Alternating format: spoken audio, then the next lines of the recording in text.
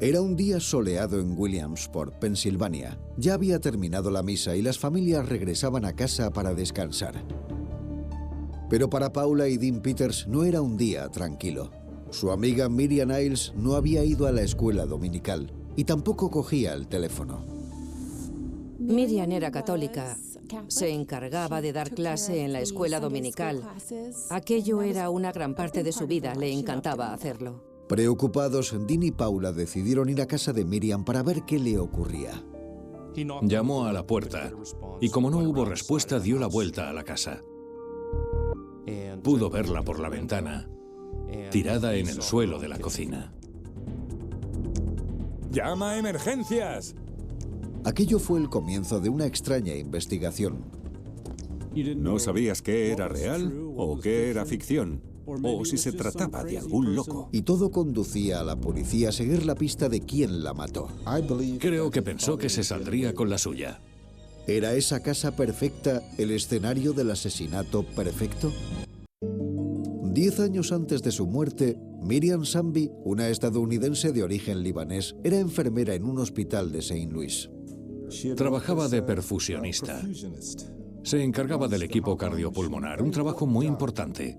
Conoció a un carismático médico llamado Richard Iles. Era un importante cirujano cardíaco que, al igual que Miriam, nunca se había casado. Empezaron a salir y Richard entretenía a Miriam con historias de su infancia en Pensilvania.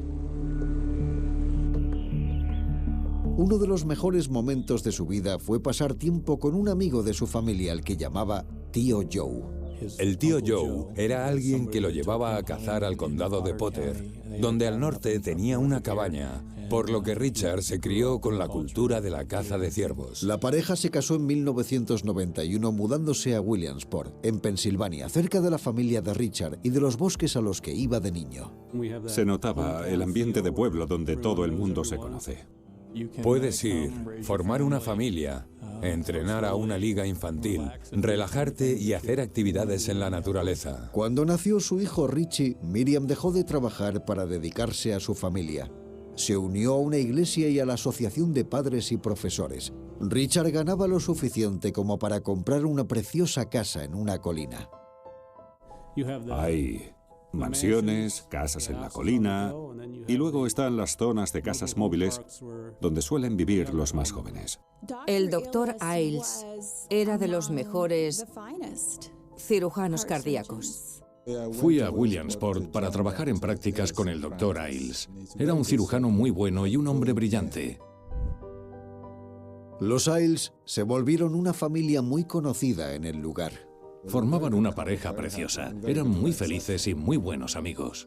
De hecho, eran una de las familias más ricas de la ciudad. Pero Miriam no hablaba de eso.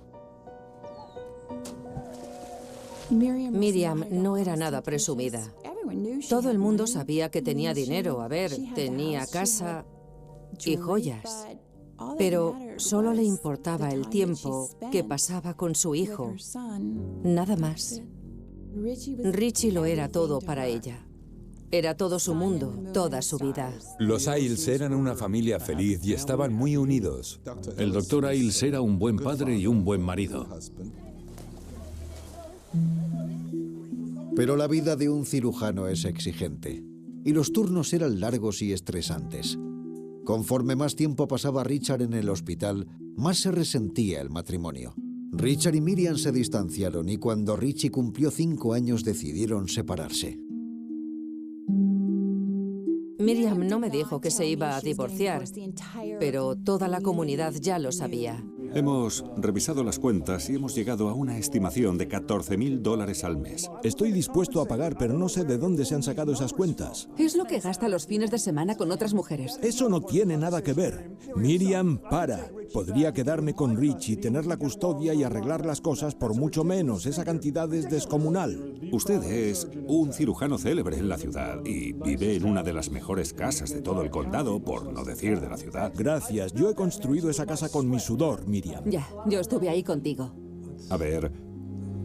Mira, Miriam, mejor habla con él.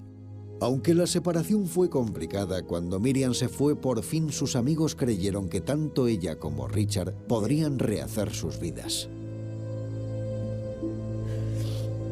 Supuse que cuando se comprase su propia casa y se recuperase de todo, aprovecharía todo el talento que tenía como enfermera y junto con su maravillosa personalidad podría pasar páginas sin Richard. Quería a su marido, pero nunca vi que disfrutase de su vida junto a él.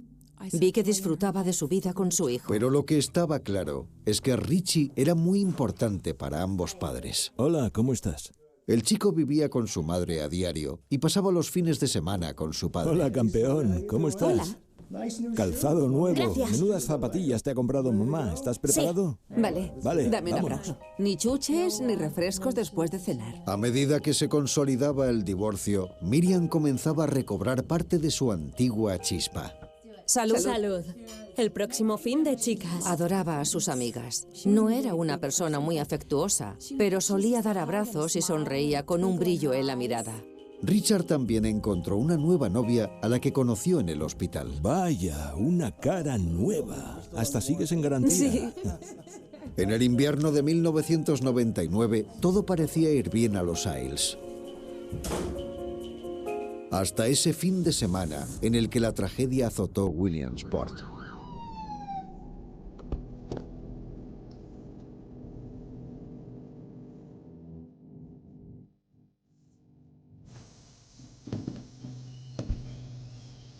¡Policía!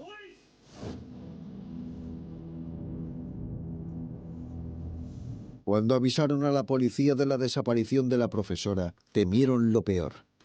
Y su temor se hizo realidad. ¿Respira? No, ni tiene pulso. Hemos entrado en la casa. Posiblemente estuviese muerta cuando llegamos. Enviad una ambulancia y a los inspectores, por favor. Estaba en casa, boca abajo, y un tiro directo al corazón por la espalda.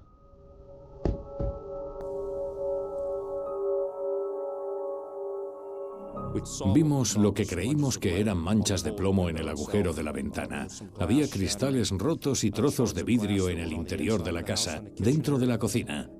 El disparo vino del exterior de la casa. La policía encontró más pruebas fuera. Había un árbol que posiblemente utilizaron para apoyarse u ocultarse para disparar, porque alrededor había una colilla. Parece que quien la mató se colocó a unos 22 metros de la parte trasera de la casa y luego esperó ahí hasta que Miriam Miles entró en la cocina y se puso fácilmente a tiro de quien la asesinó. Mientras la policía revisaba la escena del crimen, Richard volvía de pasar el fin de semana con su hijo. ¿Qué ocurre, agente? Disculpe, señor. ¿Qué pasa aquí? ¿Qué hacen en mi casa? Perdone, ¿nos dice quién es? Sí, soy el doctor Richard Isles. Señor, tengo malas noticias. ¿Qué? Hemos encontrado el cadáver de su mujer hace una hora. Ahora mismo estamos buscando pruebas. Estamos en medio de la investigación. ¿Qué pasa? ¿Dónde está Hablé mamá? con ella el otro día. Richie, por favor, espera un pasa? momento. Hablé con ella el otro día. En ese momento, Richard estaba conmocionado e intentando averiguar qué pasó y preguntándonos qué habíamos encontrado. Richard tuvo que darle a su hijo de 5 años la dolorosa noticia de que su madre estaba muerta. Mientras, la policía iba descubriendo más pistas. Cuando examinamos los alrededores de la casa, encontramos unas huellas en la parte trasera de la propiedad. Las huellas eran muy grandes, de una talla 47 o 48. La policía también investigó una pista de tenis cerrada cerca de la casa de Miriam. Cortaron el candado, entraron en la pista de tenis y encontraron algo que resultó ser un silenciador casero. Pero se marchó del lugar con solo 3 pruebas: la colilla, las huellas y el silenciador. Tome mi tarjeta, manténgame informado, por favor. Tenían una larga lista para interrogar al día siguiente, empezando por el marido divorciado de Miriam. Llámenme, ¿de acuerdo?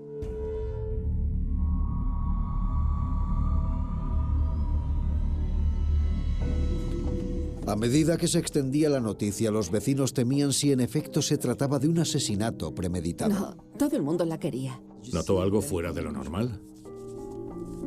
No, nada que yo sepa. ¿Ha escuchado alguna discusión o ruidos raros, algo por el estilo? No.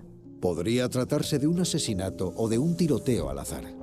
La policía continuaba con los interrogatorios y habló con un compañero de Richard que también era cirujano cardíaco.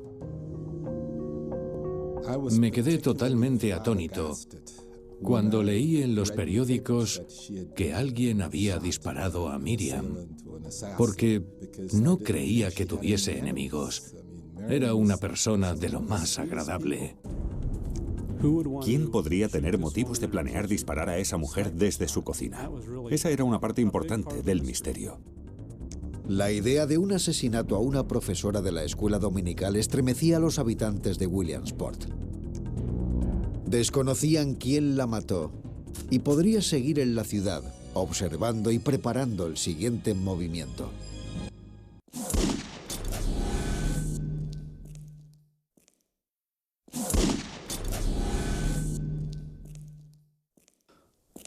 La apacible ciudad de Williamsport, en Pensilvania, se recuperaba de la muerte de la exmujer del cirujano cardíaco, que recibió un disparo en el corazón. La policía averiguó que Richard y Miriam Miles estaban en trámites de un complicado divorcio. Estoy dispuesto a pagar lo que sea, pero... ¿El desagradable proceso del divorcio propiciaría el asesinato? Está claro que en un caso como este hay que reunir todas las pruebas posibles, que sean esclarecedoras y te dirijan en la dirección correcta. Pero no tenían mucho con lo que avanzar. Empiezas con lo que tienes. Teníamos el silenciador, las huellas y la colilla. Debíamos averiguar qué es lo que había ocurrido.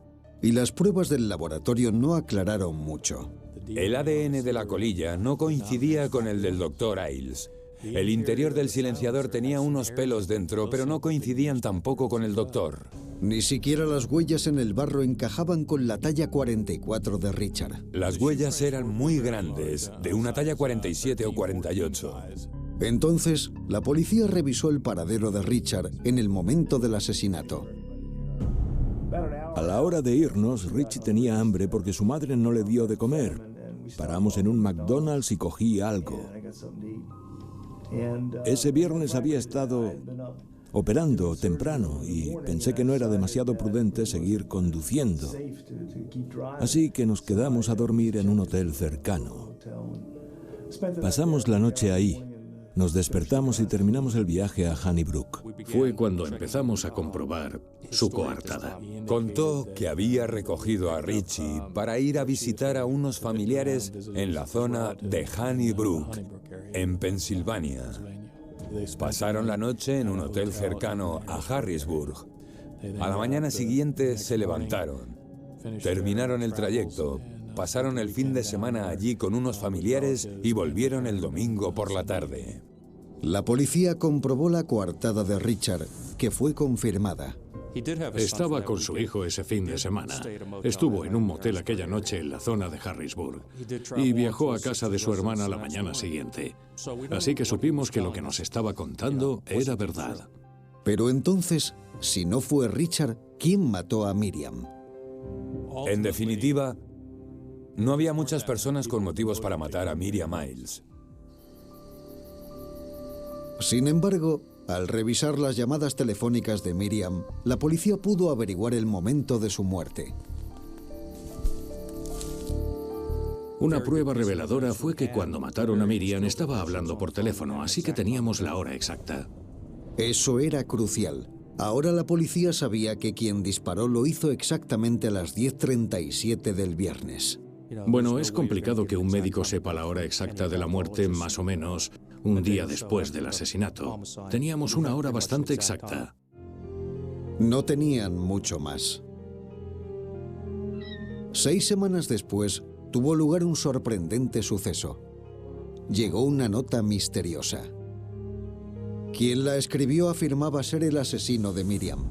Y además parecía saber qué pruebas encontró la policía en el lugar. Sin más, nos llegó una nota que decía: lo que habéis descubierto os lleva directamente a mí. La nota estaba escrita en mayúsculas a lápiz y ofrecía un punto de vista inesperado. Yo disparé a Miriam. El Señor me ordenó que le enviase a los racistas de esta ciudad. Firmaba como adalid de la igualdad y de la muerte. La policía estaba asombrada con este giro. Nadie de los que habían interrogado mencionó que Miriam fuese racista. Quien escribió la nota anónima suscitó cuestiones que teníamos que investigar más a fondo y resolver. Bueno, ¿Qué opinas? ¿Qué opino? Sí, ¿qué piensas? Mi teoría es esta. Miriam provenía de una familia libanesa, y aquí libanés significa musulmán.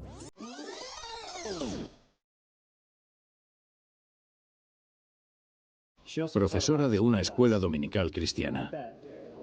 Seguro que una de esas madres creía que le estaba lavando el cerebro a su hijo.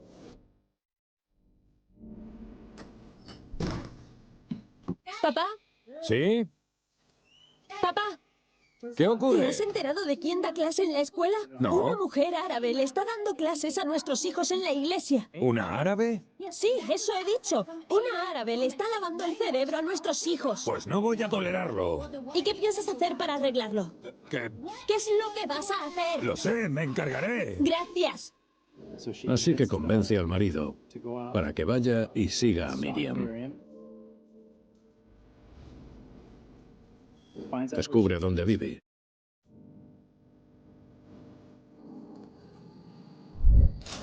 Se compra un arma con silenciador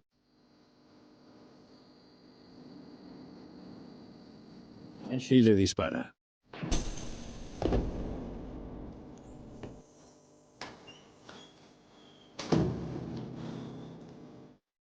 La árabe está muerta.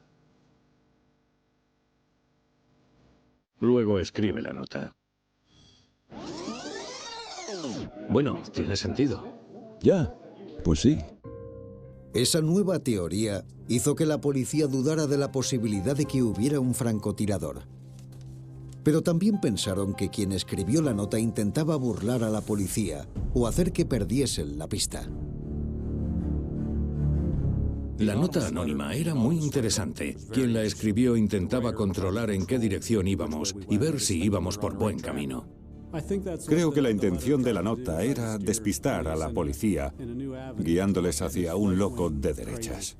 Pero el condado de Lycoming tiene muchos bosques y hay muchos cazadores, por lo que no era descabellado que se tratara de algo así. Hay mucha gente que caza. Muchas personas con armas de fuego. Es algo con lo que te crías y te enseñan. Aquí la caza es un estilo de vida. Algunos faltan al colegio con la temporada de ciervos. Pero la nota sí dejaba una cosa clara. Quien disparó a Miriam Miles la eligió como objetivo. No era un objetivo aleatorio. Alguien quería asesinar a Miriam Miles. Y puede que no fuese su primer intento. Me pareció curioso que, cuando estábamos en su casa, nos dijo que nos alejásemos de las ventanas. La nota impulsó toda la investigación. La policía podía estar buscando a un terrorista. Creo que la gente estaba muy asustada.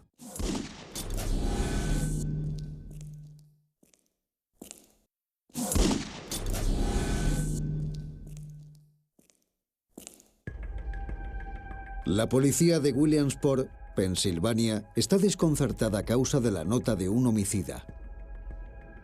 A las 6 semanas de investigar el asesinato de Miriam Miles, alguien se atribuye su muerte. El Señor me ordenó enviarle a los miserables racistas de esta ciudad, firmado Adalid de Dios, Adalid de la igualdad y de la muerte. La familia de Miriam era libanesa, pero ella nació y se crió en Estados Unidos como católica. La policía se preguntaba por qué alguien se ofendería por ello. En Williamsport no había mucha diversidad. No había la misma mezcla de gente que en otras ciudades grandes. Puede que en Williamsport hubiesen problemas raciales demasiado exacerbados. El condado de Lycoming, Pensilvania, es zona de pueblerinos. Los detectives volvieron a hablar con el entorno de Miriam para averiguar por qué alguien podía acusarla de racista. Lo de la nota nos había dejado igual de confusos como a los demás. No tenía sentido. ¿Estáis listos? Solo 3 palabras. ¡Sí! Dios os ama. Juntos. ¡Dios os ama! Fabuloso. La idea de que Miriam fuera racista no encajaba. La policía llegó a la conclusión de que la nota había sido escrita para despistar. Los investigadores empezaron a pensar que muchas de esas pruebas se colocaron para que perdiésemos el rastro. Fue tan raro que no sabía cómo encajaba todo esto. No sabía ¿Qué era real o inventado? O quizás era algún loco que quería apropiarse de la historia y formar parte de ella. Puede que el mensaje de la nota fuese falso, pero podía contener pruebas físicas. Irónicamente, no había ADN en el sello ni en la solapa del sobre, pero había un pelo pegado al pegamento. La policía comparó el ADN de las pruebas extraídas de la colilla y el silenciador casero, y minuciosamente las cotejaron con el ADN de Richard Ailes, el exmarido de Miriam. El laboratorio pudo extraer el ADN y no coincidía con el que habíamos extraído en ninguna otra prueba del caso, como la colilla. Nada del ADN de este caso coincidía. Para la policía, Richard era el mayor sospechoso y el único que podría beneficiarse de la muerte de Miriam. Pero no había pruebas que apoyasen su teoría. Los inspectores estaban frustrados y pasaban los meses. Solo quedaba esperar y ver cómo continuaba la investigación. Por desgracia, a veces costaba avanzar. Pero aquella espera no gustaba a los habitantes de Williamsport. Creo que la gente estaba muy asustada. Esa persona apareció por la noche y desapareció sin que nadie la viese. Al parecer se salió con la suya. Y en ese momento no parecía haber muchas pruebas. Quizá pensaban que no lograríamos resolverlo. Era comprensible y nosotros queríamos hacer bien nuestro trabajo. Entonces, 4 meses después del asesinato, llegó otra nota en la que afirmaban de nuevo haber matado a Miriam, revelando más información confidencial de la investigación. Aquella nota añadía además que el Dr. Ailes no era a quien buscaban. Nos llegó una segunda nota en la que ponía que habían engañado a la policía y quien fuera era más inteligente, que nos habían engañado. E indicó que hablaba varios idiomas. Quien escribió la nota se jactaba de ser más inteligente que la policía. Decía que tenía acceso a la casa de los Ailes cuando estaban de vacaciones y que había utilizado cosas de Richard para fabricar el silenciador. Algunos creían que la nota podría estar describiendo algunos patrones de su modus operandi. De hecho, la nota señalaba claramente a un cirujano compañero de Richard, el Dr. Singh. Hablaba varios idiomas con fluidez. Además, quien escribió la segunda nota indicaba en ella que tenía varios títulos superiores, y aquel doctor tenía varios títulos superiores. La policía sabía que el Dr. Singh era amigo de Miriam. Hubo rumores de que el doctor y Miriam estaban teniendo una aventura y él era bastante misterioso. Sin duda se convirtió en alguien sospechoso de este caso. Entonces, los detectives pensaron en una nueva posibilidad. A ver, el tal Dr. Singh está soltero, acomodado, con dinero, ¿no? Así que coge y sale una noche y se pone a beber.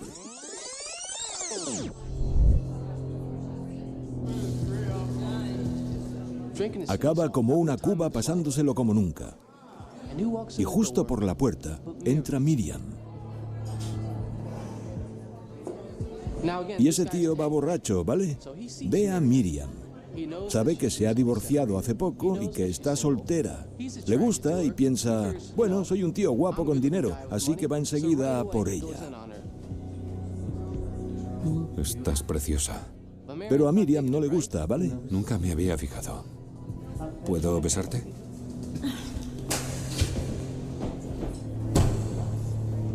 Al día siguiente, la llama para disculparse. ¿Diga? Hola, Miriam. Soy el Dr. Singh. Te llamo para disculparme por lo de anoche. Estaba borracho y me comporté como un imbécil. Hiciste que me sintiera muy incómoda. No puedes coger y flirtear con la mujer de otro, y menos de tu jefe. Por favor, no se lo cuentes a Richard. Vale, ¿y qué pasa si se lo cuenta a Richard? Adiós al trabajo, a su carrera y a su vida en América. Se lo voy a contar. Se lo contaré en cuanto lo vea y a ti te despedirá.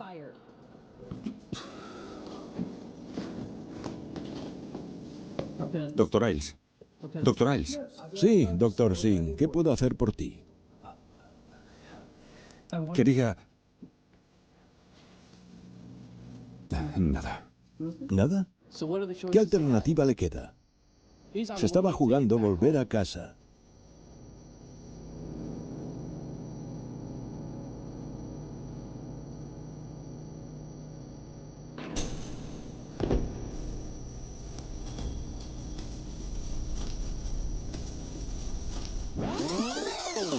Eso pienso.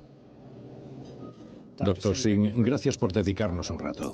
Claro, sin problema. La policía interrogó al Dr. Singh para saber dónde estuvo la noche que dispararon a Miriam.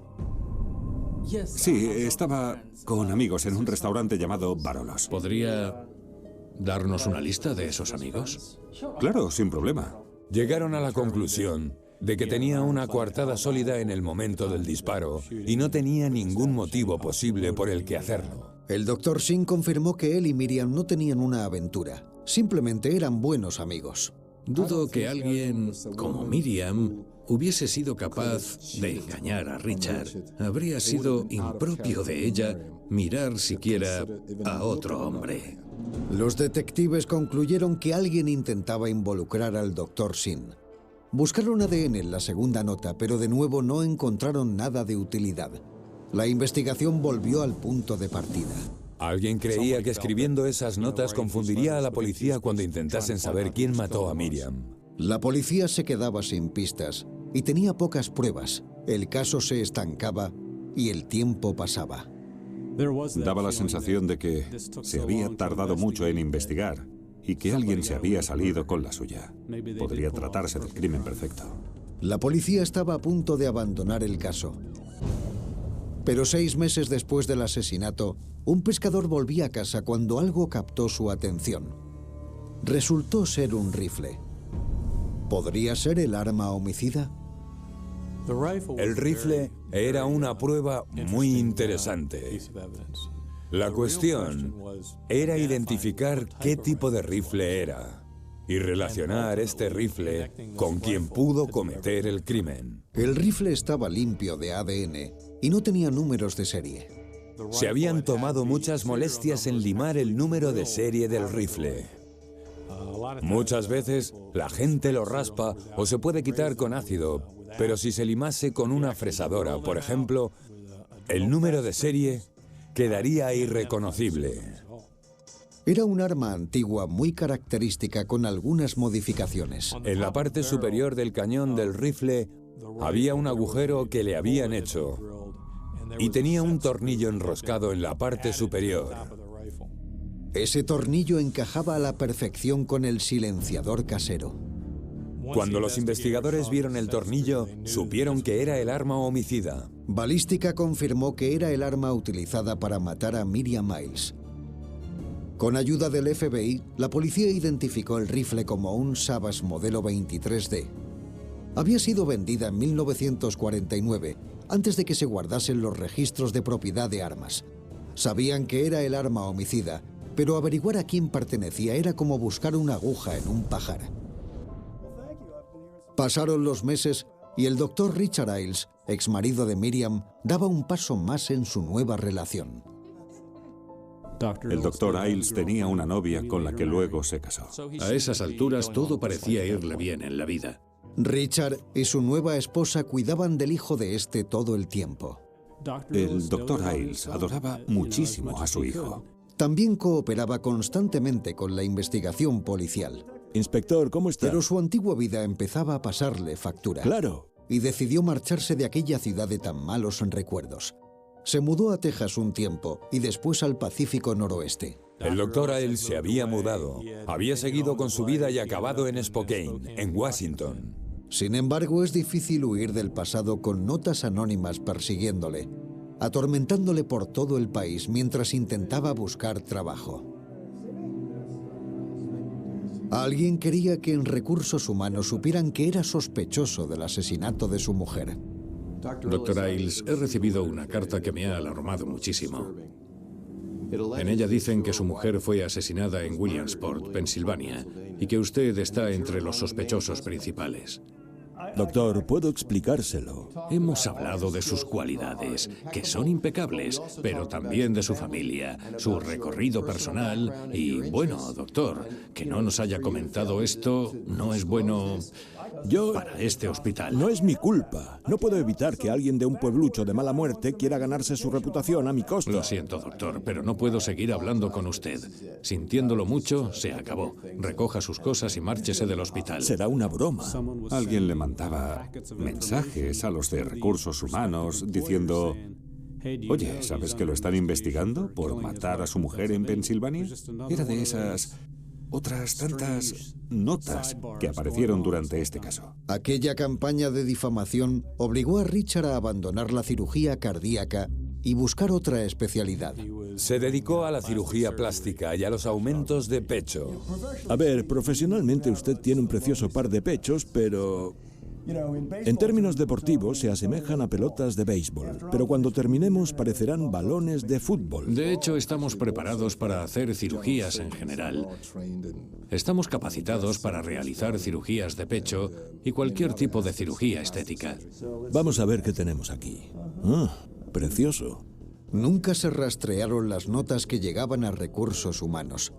Pero Richard tenía su propia teoría sobre quién las enviaba. Sí, por supuesto, es más fácil de lo que parece.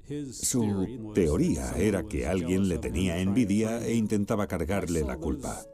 Yo veía aquello más bien como alguien que no quería que se escondiese de lo que estaba ocurriendo en Pensilvania. ¿Quería verme? Pase. Aquí tiene la orden. Registre la casa. En Williamsport, los meses pasan a ser años, pero la policía sigue convencida de que Richard es el asesino, a pesar de su coartada. Y por fin, una prueba saca a la luz las sospechas acerca del buen doctor. Uno de los primeros investigadores dijo que cuando registraron su nueva casa encontraron un libro extraño. El doctor Ailes lo tenía en la mesita de noche y se llamaba Ellos escriben sus propias frases, el manual de análisis de escritura del FBI. Así que compramos una copia para leerlo. Era irónico que hubiese una sección sobre notas anónimas. En esa sección se hablaba de escribir con letra de imprenta, como se escribieron las notas anónimas. Estaban escritas a lápiz, que también constaba en el libro. El libro detallaba un caso, uno muy similar, en el que un marido había matado a su mujer y se usaron notas anónimas para que pareciera que había sido otra persona. Fue un gran paso. La policía sabía que Richard se había criado en una familia de cazadores y que tenía armas y buena puntería. Todo el mundo sabía que tenía buena puntería, que su máxima pasión era la caza, y sabían que se le daba bien. Los detectives se prepararon para arrestar a Richard Ailes, pero los amigos del médico les advirtieron que podría ser muy peligroso. Lo que les dije a los inspectores era que Richard siempre iba armado. Si aparecían pruebas para arrestarlo, Richard podría llegar a matar a todos, incluido a su hijo, con tal de asegurarse de que nadie pudiera testificar.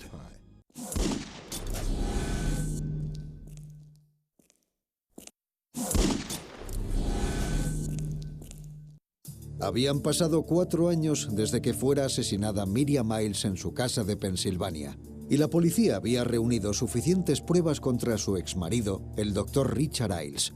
Pero habían sido años muy duros, llenos de pruebas falsas. Estaban pasando cosas muy extrañas. Con la zapatilla del número 48 y luego las notas. No sabías lo que era verdad y lo que era mentira. Durante años, la policía había solicitado hablar con el joven Richie, que tenía 5 años la noche que mataron a su madre. Pero Richard lo evitó durante mucho tiempo. Cuando la policía pudo hablar con Richie, tenía muchas lagunas mentales, por lo que la policía se preguntaba si Richard lo había manipulado. Sabían que era cirujano y que tenía acceso a medicinas. Una de las primeras sospechas fue que había drogado a Richie, y que así fue como pudo hacerlo todo con Richie bajo su custodia.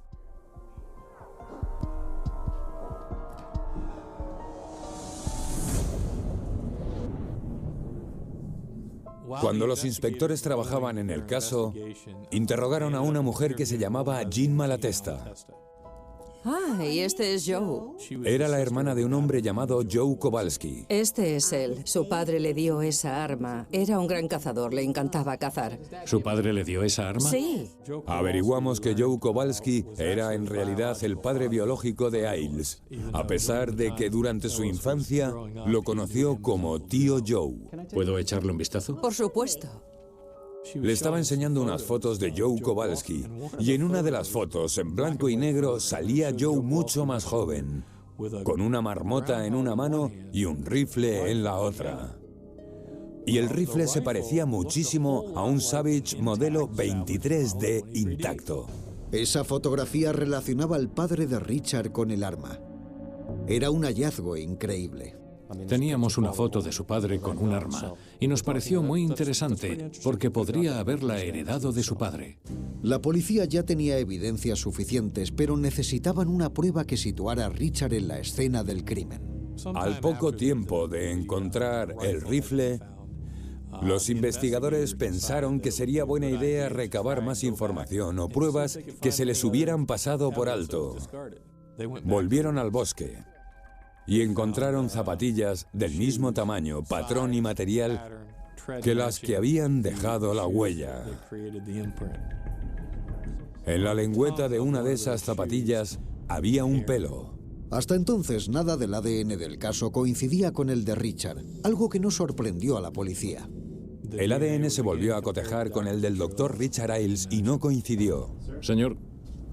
Estaba claro. En cuanto a las pruebas de ADN... Ya. Hazle la prueba al hijo, a Richie. ¿Y cuál fue la sorpresa cuando el ADN de la zapatilla coincidió con el de Richie Ailes? Era la prueba que por fin resolvería el caso. Inspector, parece que tendrá que ir a Spokane. Arreste a ese hijo. De acuerdo, señor. Después de 4 años, la policía se dirigió al estado de Washington, sabiendo que Richard podría estar armado. Fuimos a su despacho con algunos miembros de la comisaría del sheriff de Spokane. Llegamos antes de que fuera a su despacho. Lo estuvimos vigilando y no fue a la oficina. Se dirigió hacia otro lugar, por lo que lo seguimos hacia Spokane. Y en un momento dado paró en la calle para aparcar. Sabíamos que tenía armas de fuego.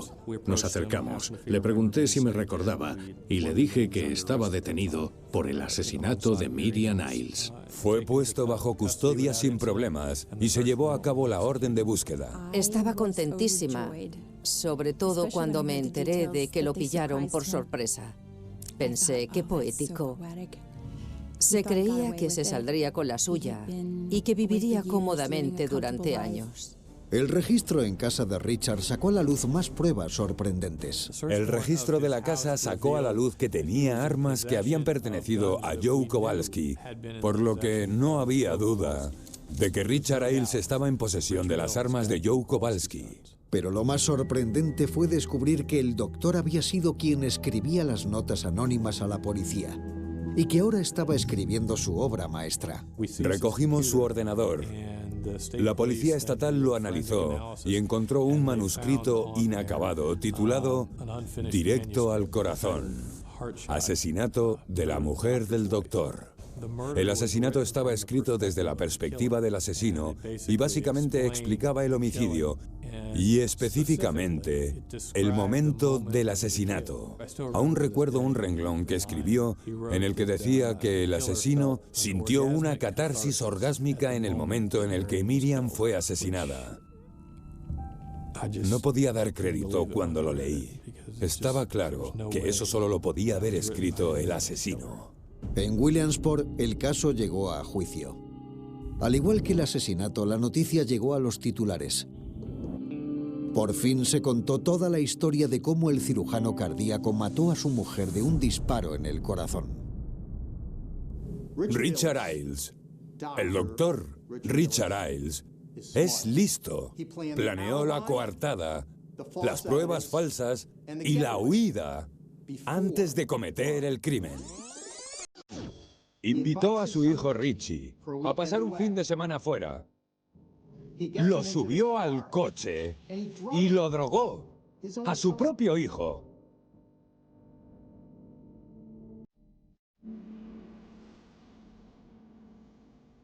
Volvió al bosque y se puso las zapatillas del 47 para dejar pruebas falsas.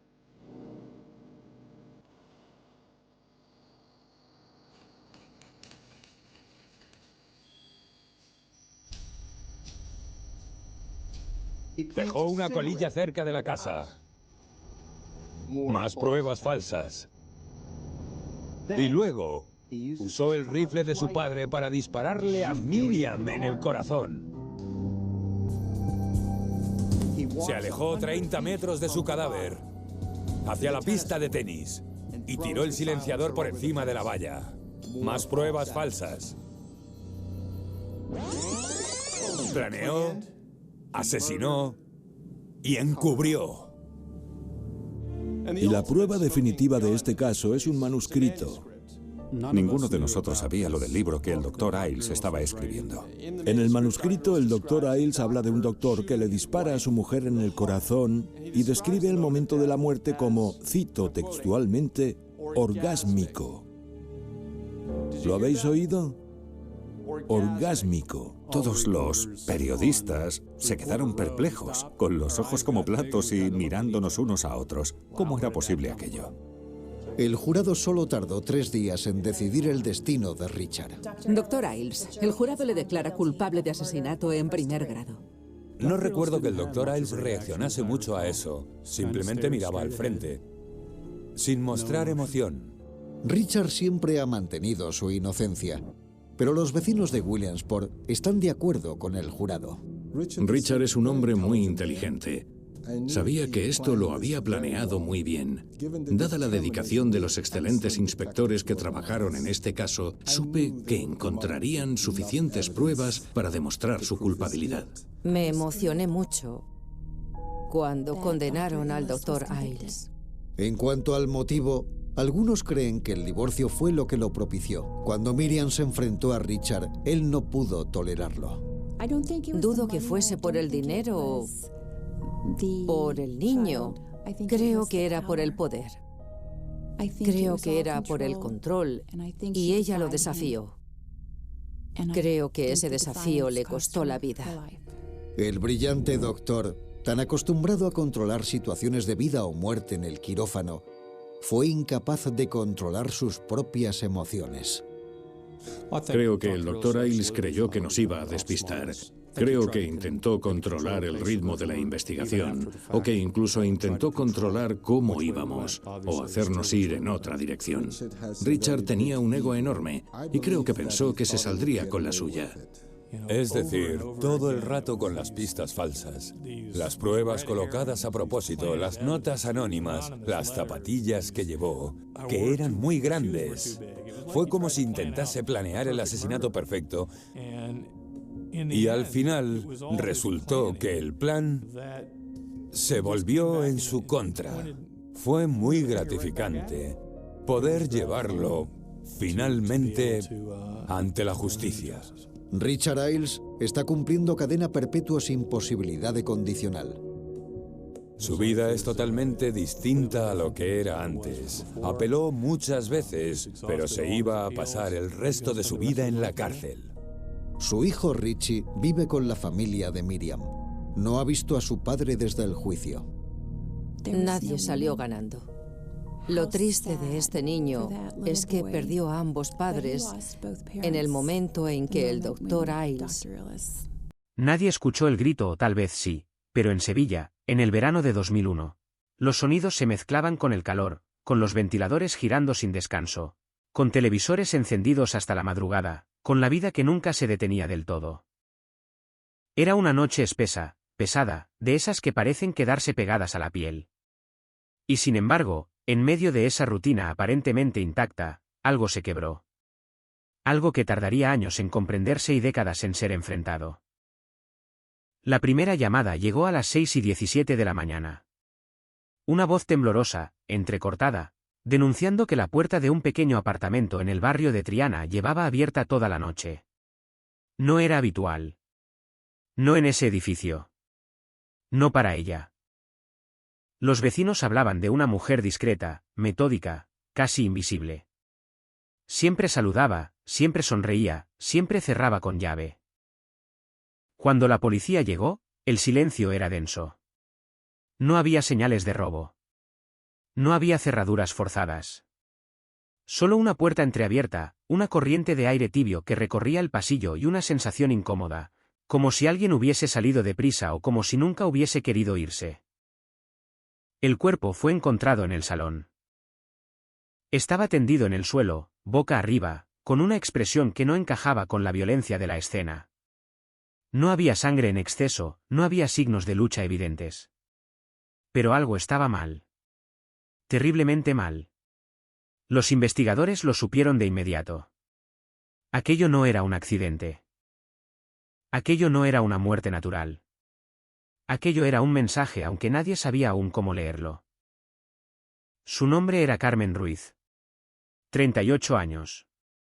Secretaria en una gestoría del centro. Sin antecedentes, sin conflictos conocidos, sin enemigos visibles. Su vida, según todos los testimonios, era tan predecible como el tic-tac de un reloj antiguo. Trabajo, casa, llamadas ocasionales a su hermana en Cádiz, visitas esporádicas a una cafetería cercana donde pedía siempre lo mismo. Café solo. Sin azúcar. Nada encajaba. Los primeros informes forenses indicaron una causa de muerte clara pero desconcertante, asfixia mecánica. No había arma. No había cuerda. No había huellas de estrangulamiento evidentes en la piel. Solo una ligera presión, calculada, precisa. Como si quien lo hubiera hecho supiera exactamente cuánto apretar y cuándo detenerse. Eso fue lo primero que inquietó a los investigadores. Lo segundo fue la ausencia total de huellas. Ni en la puerta. Ni en los muebles. Ni en los objetos personales. El apartamento parecía haber sido limpiado con una meticulosidad casi quirúrgica. Pero sin parecerlo. No había señales visibles de limpieza reciente. No había productos fuera de lugar. Todo estaba demasiado perfecto. Como una escena ensayada. Los vecinos comenzaron a hablar, como siempre ocurre. Primero en susurros. Luego en corrillos en la calle. Después, en titulares locales que empezaban a usar palabras como misterio, crimen sin resolver, miedo en Triana. Nadie había visto nada. Nadie había escuchado nada fuera de lo común. Y sin embargo, todos coincidían en algo: esa noche, algo se sentía distinto. Una mujer del tercer piso afirmó haber escuchado pasos en la escalera alrededor de la medianoche. Lentos. Medidos. No apresurados. Como si quien bajaba no tuviera ninguna prisa en abandonar el lugar.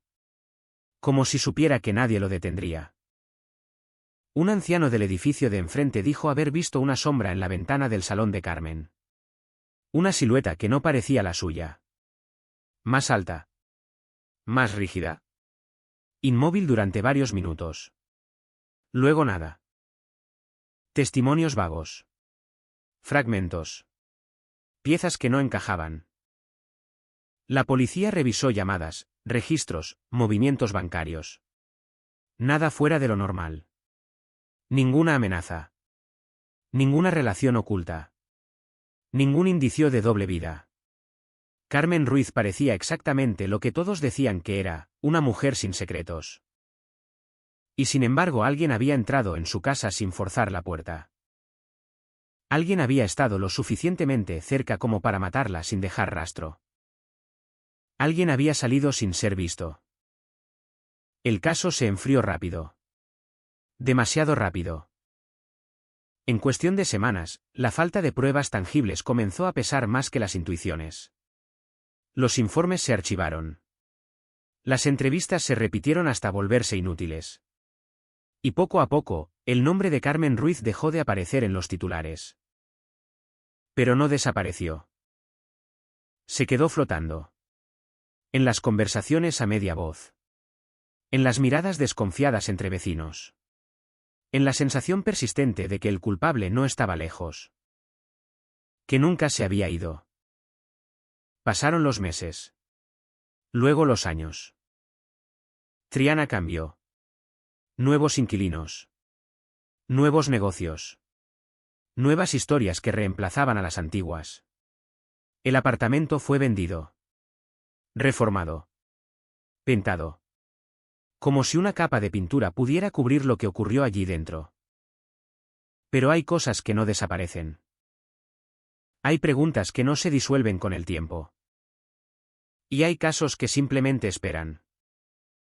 Esperan a que alguien mire donde nadie quiso mirar. Esperan a que un detalle olvidado resurja. Esperan a que el pasado decida hablar. Porque lo que nadie sabía en ese verano de 2001, lo que nadie pudo imaginar era que el asesino no era un extraño. No era un intruso. No era una figura oscura escapando en la noche. Era alguien conocido. Alguien cercano. Alguien que saludaba cada mañana. Alguien que ayudaba a cruzar la calle a los ancianos. Alguien que, durante años, fue descrito con una sola palabra. Irreprochable. Y mientras la ciudad seguía su curso, mientras el calor volvía cada verano, mientras la vida insistía en continuar, ese alguien siguió allí. Observando. Recordando. Esperando a no ser descubierto jamás. El tiempo no borra, solo entierra. Y en Sevilla, bajo capas de rutina, de risas en bares, de persianas que suben cada mañana, el caso de Carmen Ruiz seguía ahí, latente, como una grieta invisible que nadie quería tocar. Habían pasado ya casi 3 años. 3 años de silencio oficial. 3 años sin una sola detención. 3 años en los que el expediente había acumulado polvo en una estantería olvidada, etiquetado como lo que muchos temen pronunciar, casos sin resolver. Pero los casos sin resolver tienen una cualidad inquietante: no desaparecen, solo esperan a que alguien cometa un error. Y ese error llegó. No fue un grito. No fue una confesión. No fue una nueva víctima. Fue algo mucho más pequeño, casi insignificante. Una discrepancia. Una de esas cosas que, en otro contexto, nadie habría notado. Pero cuando todo es un misterio, cualquier grieta puede convertirse en un abismo. Un joven agente, recién asignado a revisar archivos antiguos como parte de un programa de reorganización interna, encontró algo extraño en el informe original de la escena. Algo que no encajaba con el resto de la narrativa. Un detalle técnico, frío, casi invisible para quien no supiera qué buscar, pero imposible de ignorar una vez visto. La temperatura del cuerpo. Según el informe forense, Carmen Ruiz llevaba muerta entre 4 y 6 horas cuando fue encontrada a las 6:17. Eso situaba la muerte aproximadamente entre la medianoche y las 2 de la madrugada. Coincidía con los testimonios vagos de los vecinos. Coincidía con la supuesta línea temporal. Coincidía demasiado bien. Pero había un problema. El aire acondicionado del apartamento estaba encendido.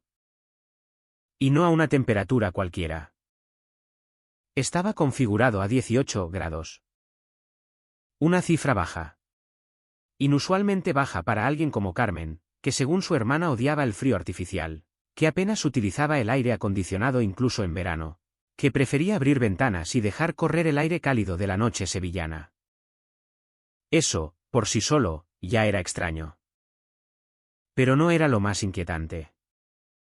Lo inquietante era que ese dato nunca fue cuestionado. Nadie en la investigación original pareció detenerse en ello. Nadie se preguntó por qué estaba encendido. Nadie ajustó el cálculo del intervalo post-mortem teniendo en cuenta ese factor. Nadie lo vio. O tal vez alguien lo vio y decidió no decir nada. El joven agente llevó el hallazgo a su superior. Al principio, la reacción fue la esperada: escepticismo, cansancio, esa sensación de ya se investigó todo. Pero algo en la precisión del argumento, en la forma en que encajaban las piezas, hizo que, por primera vez en años, alguien dijera en voz alta lo que nadie quería repetir. Reabramos el caso. Y así, sin ruido, sin titulares, sin cámaras, el expediente de Carmen Ruiz volvió a abrirse. Esta vez, desde el principio. La escena fue reconstruida. Fotografías olvidadas fueron analizadas con ojos nuevos. Se revisaron entrevistas, horarios, declaraciones. Y poco a poco, como si alguien hubiera retirado una venda invisible, comenzaron a aparecer inconsistencias. Pequeñas. Sutiles. Pero constantes. La puerta, por ejemplo. Siempre se asumió que Carmen abrió a su asesino.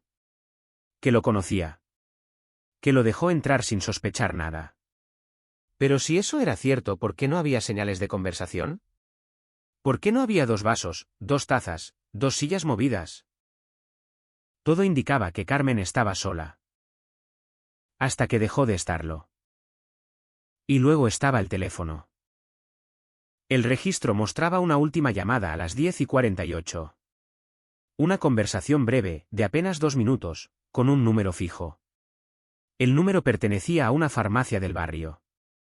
Una llamada rutinaria, aparentemente. Carmen preguntó por un medicamento. Nada fuera de lo común. Pero la farmacia cerraba a las 10. ¿Entonces, con quién habló? Ese detalle había pasado desapercibido durante años. Nadie lo había cuestionado. Nadie había verificado el horario. Nadie había seguido esa pista. Hasta ahora. Los investigadores visitaron la farmacia. El dueño actual no sabía nada. Pero los registros antiguos aún existían. Y entre papeles amarillentos y archivos olvidados, apareció un nombre. El nombre del empleado que estaba de turno esa noche. Un nombre que, en ese momento, no significaba nada. Pero que pronto lo significaría todo. La investigación comenzó a girar. Porque ese empleado no solo trabajaba en la farmacia. Vivía en el mismo barrio. Apenas a 2 calles del edificio de Carmen. Y según los registros tenía copia de una llave maestra del local. Una llave que, en teoría, nunca debía salir del establecimiento. Pero había más. Mucho más. Porque al revisar su historial, los investigadores encontraron algo que nadie había conectado antes. Algo que había estado ahí desde el principio, escondido a plena vista. Su nombre aparecía en las entrevistas iniciales. No como sospechoso, sino como testigo. Había sido uno de los primeros en declarar. Había dicho haber visto algo aquella noche. Una figura en la ventana. Una sombra. Una silueta que no reconocía. Había ayudado. Había colaborado. Había estado ahí desde el inicio. Demasiado cerca. Demasiado implicado. Y sin embargo completamente ignorado. Cuando los investigadores volvieron a buscarlo, descubrieron que seguía viviendo en el mismo lugar. Mismo barrio. Misma rutina. Mismo comportamiento intachable. Los vecinos lo describían igual que años atrás, educado, tranquilo, siempre dispuesto a ayudar. Irreprochable. La misma palabra. La misma que había aparecido una y otra vez en el caso. La misma que ahora comenzaba a sonar distinta. Porque cuando alguien es demasiado perfecto deja de ser invisible. Se vuelve sospechoso. Pero aún no había pruebas. Solo intuiciones. Solo patrones. Solo una sensación creciente de que estaban mirando directamente al centro del misterio sin poder tocarlo. Y mientras tanto, él seguía allí. Caminando por las mismas calles. Saludando a las mismas personas. Viviendo una vida que, en apariencia, nunca se había alterado. Como si nada hubiera pasado. Como si aquella noche no hubiera dejado ninguna huella. Pero las huellas existen. Siempre existen. A veces no están en la escena. A veces no están en los objetos. A veces están en el comportamiento. En los silencios. En los pequeños errores que nadie detecta hasta que alguien decide mirar de verdad. Y ahora, por primera vez en años.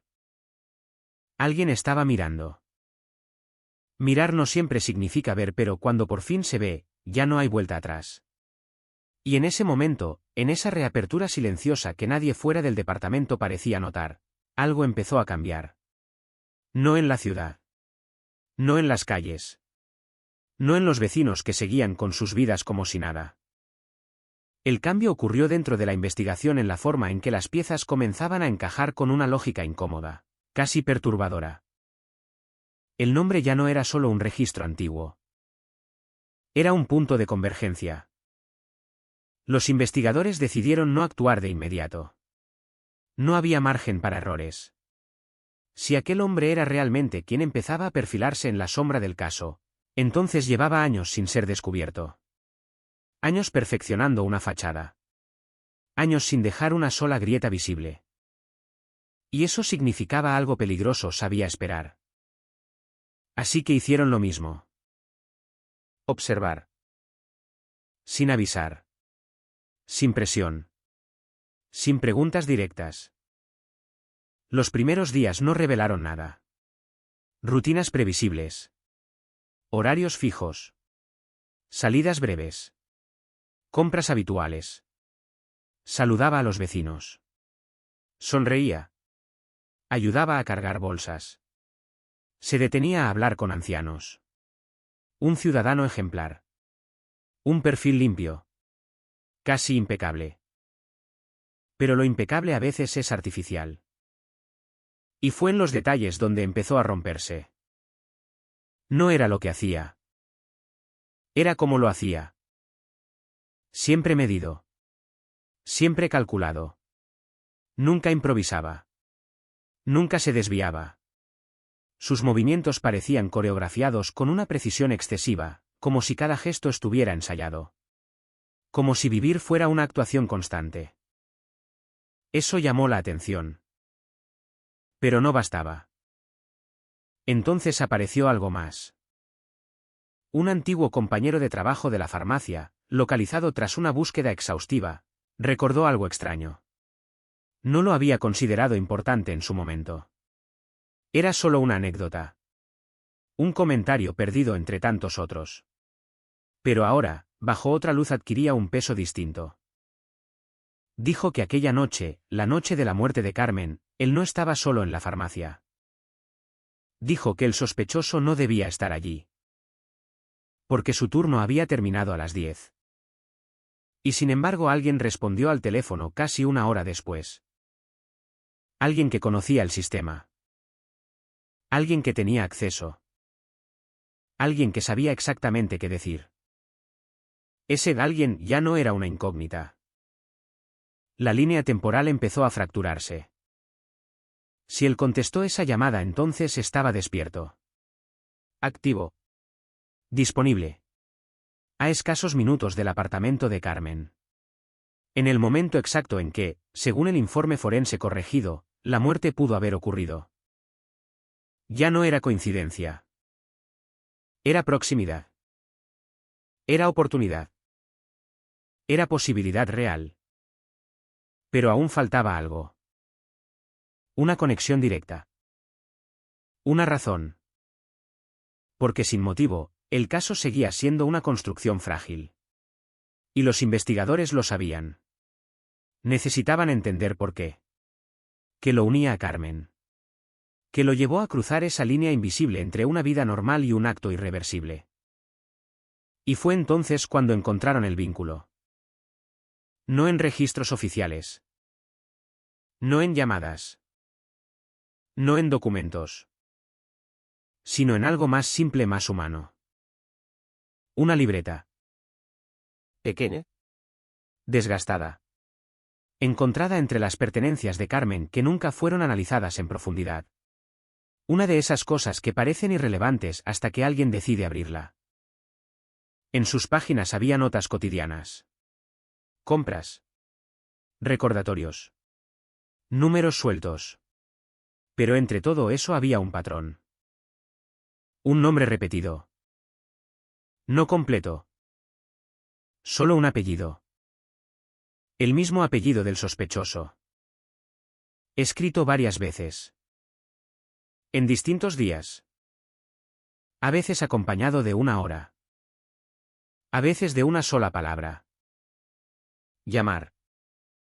Esperar. Confirmar. Nada explícito. Nada incriminatorio por sí solo. Pero suficiente para sugerir algo que nunca se había considerado. Carmen conocía a su asesino. Y no solo eso. Lo esperaba. La imagen empezó a tomar forma. No fue un encuentro casual. No fue una irrupción violenta. Fue una cita. Planificada. Acordada. Silenciosa. Eso explicaba la puerta sin forzar. Eso explicaba la ausencia de lucha. Eso explicaba la calma en la escena. Pero habría una pregunta aún más inquietante. ¿Qué salió mal? Porque si Carmen abrió la puerta voluntariamente, si dejó entrar a alguien que conocía, si no hubo señales de resistencia, entonces el momento de la muerte no fue inmediato. Hubo tiempo. Tiempo para hablar. Tiempo para moverse por el apartamento. Tiempo para decidir. Y en ese tiempo algo ocurrió. Algo que nadie había visto. Algo que solo 2 personas conocían. Y una de ellas llevaba años guardando silencio. Los investigadores intensificaron la vigilancia. Días. Semanas. Sin cambios aparentes. Hasta que, una noche, algo rompió la rutina. No fue un acto violento. No fue una huida. Fue algo mucho más sutil. El sospechoso entró en su casa y no salió durante más de 48 horas. No contestó llamadas. No abrió la puerta. No respondió a nadie. Para cualquier otro, podría haber pasado desapercibido. Pero bajo vigilancia cada ausencia se convierte en señal. Cuando finalmente salió, lo hizo distinto. No en su apariencia. No en su comportamiento externo. Sino en algo casi imperceptible. Evitaba mirar directamente. Sus movimientos ya no eran tan fluidos. Había una tensión, una mínima fractura en esa perfección ensayada. Como si algo hubiera cambiado. Como si supiera que alguien estaba empezando a entender. Y entonces ocurrió. El primer error real. Pequeño. Pero irreversible. Una bolsa de basura. Desechada fuera del horario habitual. Recogida antes de ser retirada por el servicio municipal. Analizada. Dentro nada espectacular. Restos cotidianos. Papel. Envases. Pero también. Un objeto. Antiguo. Desgastado. Fuera de lugar. Un fragmento de tela. Oscuro. Con fibras que, tras análisis preliminar, coincidían con un tipo de material usado en uniformes sanitarios comunes a principios de los 2000. El mismo tipo de tejido que, según registros antiguos, Carmen había mencionado en su entorno laboral días antes de morir. Una coincidencia más. Pero ya no parecían coincidencias. Parecían piezas. Y todas apuntaban en la misma dirección.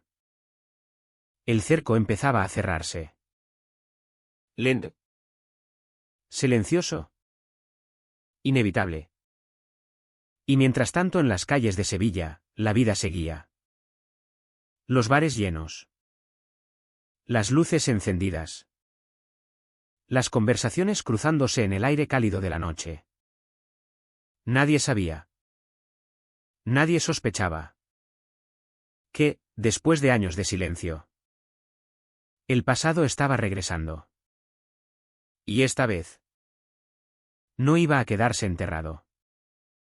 El pasado no regresa de golpe, se filtra. Como humedad en una pared vieja, como un olor que nadie logra identificar pero todos sienten. Y en ese punto de la investigación, ya no se trataba de reconstruir lo ocurrido, se trataba de confirmar lo que, en silencio, comenzaba a volverse innegable. El nombre ya no era una sospecha. Era el centro. Pero aún faltaba romper la última barrera, la más difícil de todas, la certeza. Porque durante años, ese hombre había vivido sin cometer errores visibles. Sin contradicciones. Sin fisuras. Había aprendido a existir sin dejar rastro. Y ahora, incluso rodeado de indicios, seguía sin ofrecer una prueba directa. Nada que lo colocara dentro de aquel apartamento. Nada que lo conectara físicamente con Carmen en el momento exacto de su muerte. Y sin eso no había caso. Los investigadores lo sabían. Y él también, aunque aún no sabía que lo sabían. La estrategia cambió. Ya no bastaba con observar. Era necesario provocar. No de forma evidente. No con confrontación directa. Sino con algo más sutil, algo que atacara donde más duele a alguien que lleva años ocultando la verdad, la mente. Se reactivaron entrevistas en el barrio. Viejos vecinos fueron contactados otra vez. No con preguntas nuevas, sino con preguntas ligeramente distintas. Cambios mínimos. Reformulaciones. Detalles que, para cualquiera, pasarían desapercibidos, pero que, para alguien que ha construido una versión de los hechos, pueden convertirse en trampas. Y la información empezó a moverse. Como ondas. Lentas, pero inevitables. El sospechoso escuchó. No directamente. No de la policía. Sino de la calle. De conversaciones cruzadas. De comentarios aparentemente inocentes. El caso se ha reabierto. Dicen que han encontrado algo nuevo. Parece que esta vez va en serio. Nada concreto. Nada verificable. Pero suficiente. Porque el miedo no necesita pruebas, necesita posibilidad. Y por primera vez en años esa posibilidad estaba de vuelta. Los cambios no fueron inmediatos. Pero fueron reales. Pequeñas alteraciones en su rutina. Salidas menos frecuentes. Persianas bajadas durante más tiempo. Luces encendidas a horas inusuales. Y lo más importante. Insomnio. Vecinos cercanos comenzaron a notar que su ventana permanecía iluminada hasta altas horas de la madrugada. No era habitual. Nunca lo había sido. Siempre había sido un hombre de horarios estrictos. Predecible. Ordenado. Pero ahora algo no encajaba. Algo se estaba rompiendo. Y cuando la mente empieza a romperse, el control se debilita. Fue entonces cuando decidieron dar el siguiente paso. Una visita. Oficial. Pero sin acusación. Sin presión. Solo presencia. 2 agentes tocaron a su puerta una mañana cualquiera. Sin previo aviso. Sin espectáculo. Solo una conversación rutinaria, parte de la revisión general del caso. Una excusa. Un movimiento calculado. Él abrió. Sonrió. Como siempre. Educado. Tranquilo. Colaborador. Irreprochable. Respondió a todas las preguntas. Recordaba detalles. Demasiados, incluso. Habló de aquella noche como si hubiera ocurrido ayer. Describió la supuesta silueta en la ventana. Repitió su versión sin titubeos. Sin contradicciones. Perfecto. Demasiado perfecto. Pero hubo un momento. Breve. Casi invisible. Un segundo en el que algo falló. Cuando uno de los agentes mencionó la llamada a la farmacia, su mirada cambió. No fue evidente. No para cualquiera. Pero sí para alguien que estaba observando cada gesto. Un parpadeo más lento. Una pausa mínima antes de responder. Una microexpresión que no coincidía con el resto de su comportamiento. Y luego continuó. Como si nada. Pero ya era tarde. Ese instante lo había delatado más que cualquier palabra. La presión aumentó. No públicamente. No oficialmente. Pero dentro de la investigación todo empezó a girar más rápido. Se solicitaron órdenes. Se revisaron registros antiguos con nuevas técnicas. Se analizaron objetos que durante años habían sido considerados irrelevantes. Y entonces apareció. No en el apartamento. No en la escena original. Sino en algo que nadie había vuelto a tocar desde 2001. La ropa de Carmen. Guardada. Archivada. Olvidada. Hasta ahora. El análisis forense, utilizando tecnología más avanzada, encontró algo que en su momento había pasado desapercibido.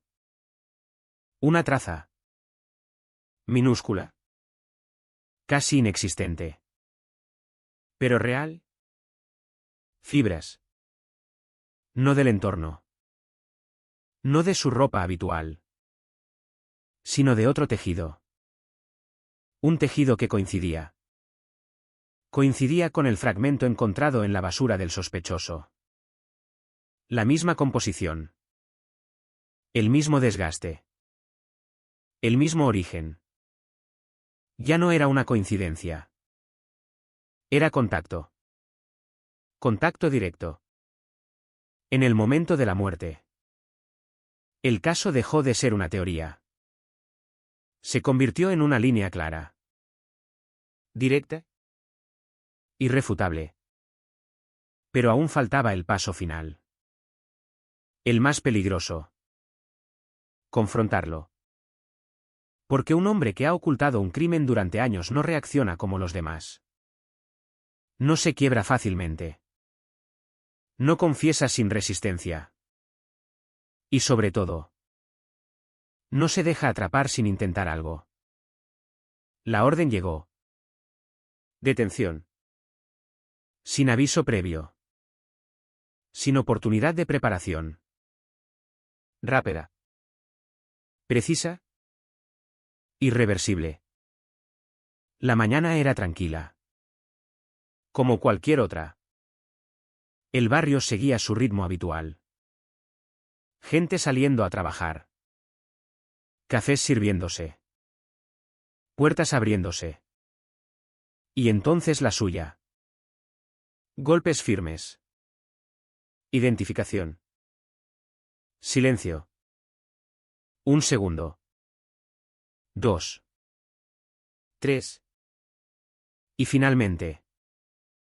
El sonido del pestillo. La puerta se abrió. Y por primera vez en años.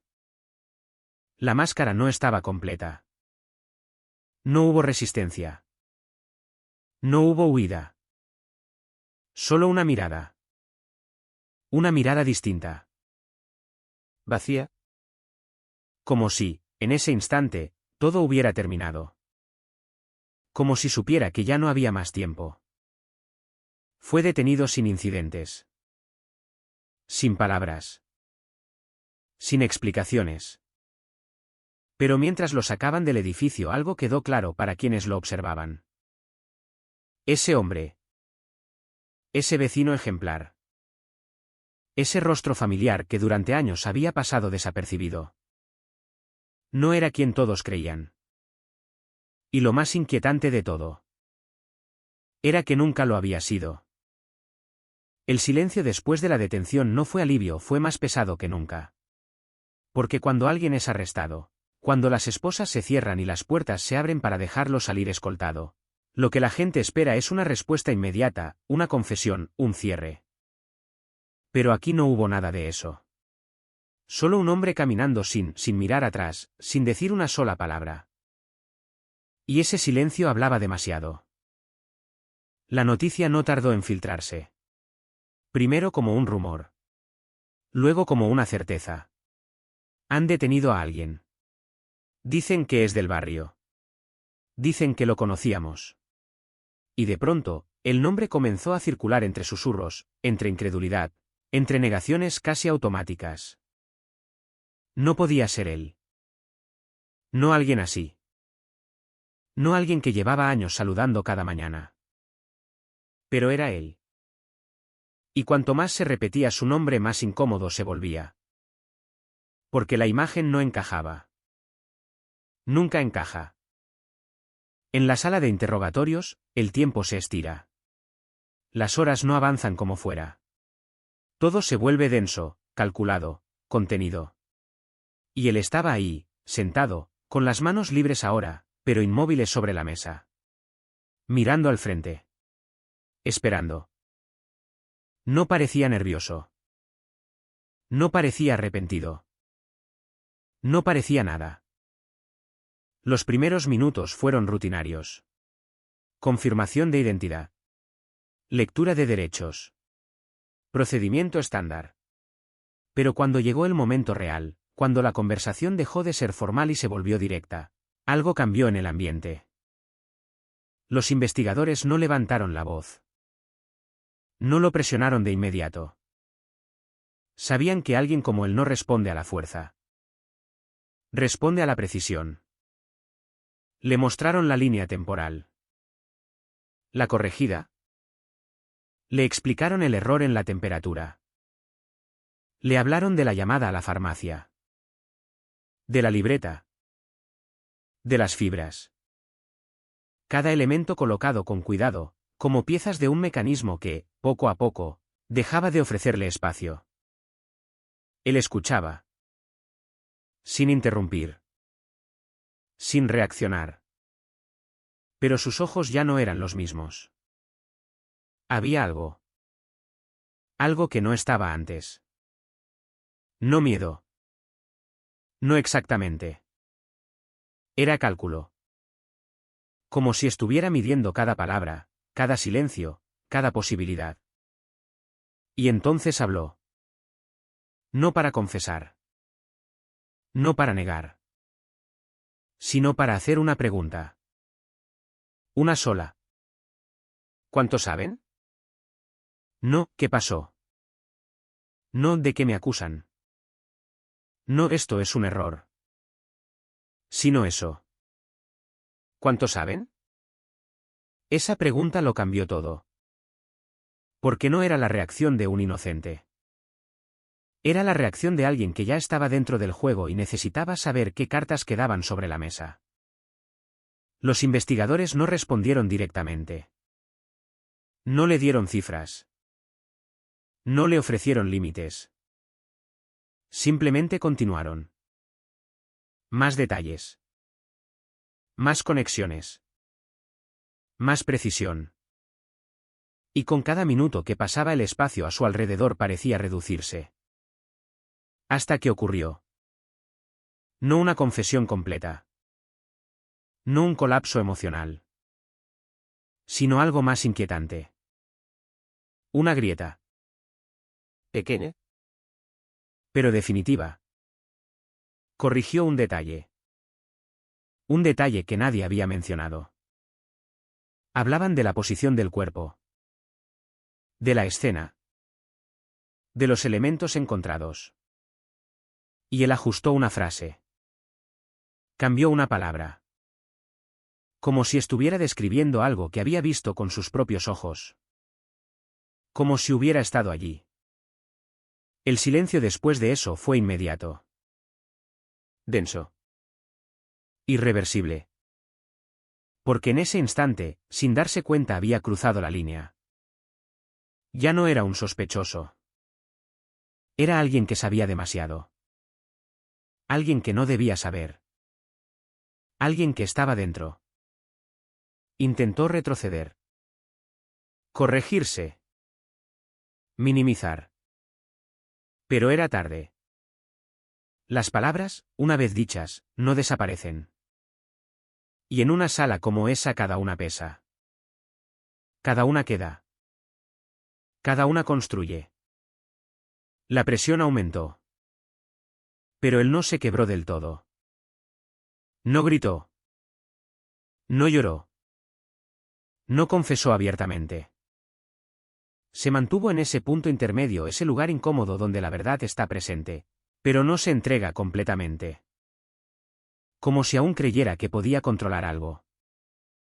Como si aún pensara que había una salida. Pero ya no la había. Fuera de esa sala, el caso dejó de ser un misterio. Se convirtió en una historia. En titulares. En análisis. En reconstrucciones. Los vecinos hablaban. Recordaban. Reinterpretaron cada gesto, cada saludo, cada conversación pasada. Siempre fue muy correcto. Demasiado tranquilo. Nunca levantó la voz. Y poco a poco, la imagen empezó a cambiar. No de golpe. No completamente. Pero lo suficiente. Porque ahora había un contexto. Ahora había una sombra detrás de cada recuerdo. Y esa sombra no desaparecía. Mientras tanto, dentro de la investigación, el foco cambió. Ya no era si fue él. Era cómo lo hizo. Y sobre todo. ¿Por qué? Porque todo lo demás comenzaba a encajar. La oportunidad. El acceso. La presencia. Pero el motivo seguía oculto.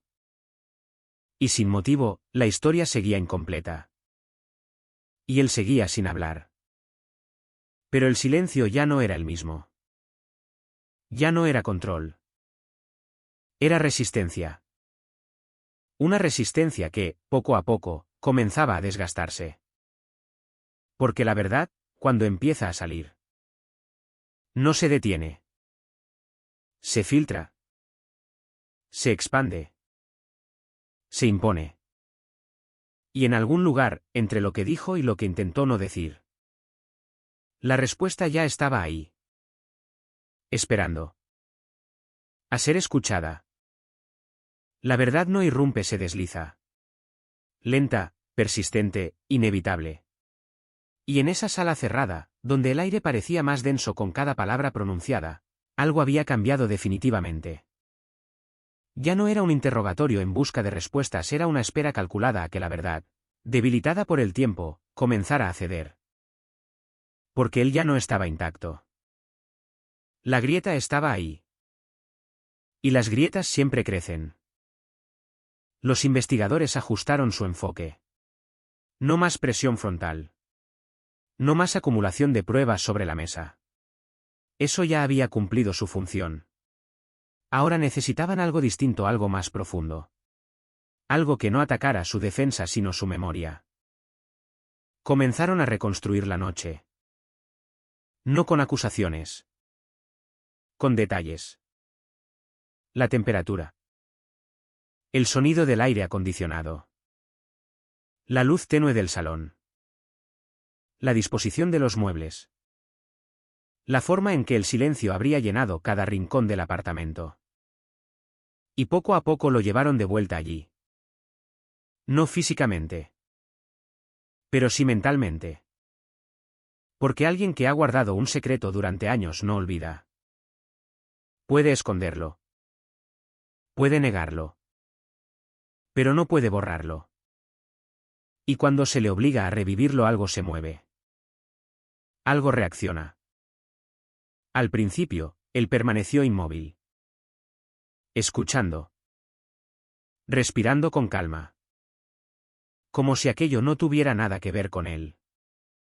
Pero entonces. Un gesto. Su mano derecha se tensó. Apenas visible. Pero suficiente. Y luego otro. Un parpadeo más frecuente. Una respiración ligeramente más profunda.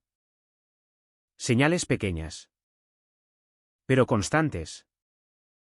El recuerdo estaba ahí. Y estaba vivo. Los investigadores no se detuvieron. Hablaron de la puerta. De cómo se abrió sin resistencia.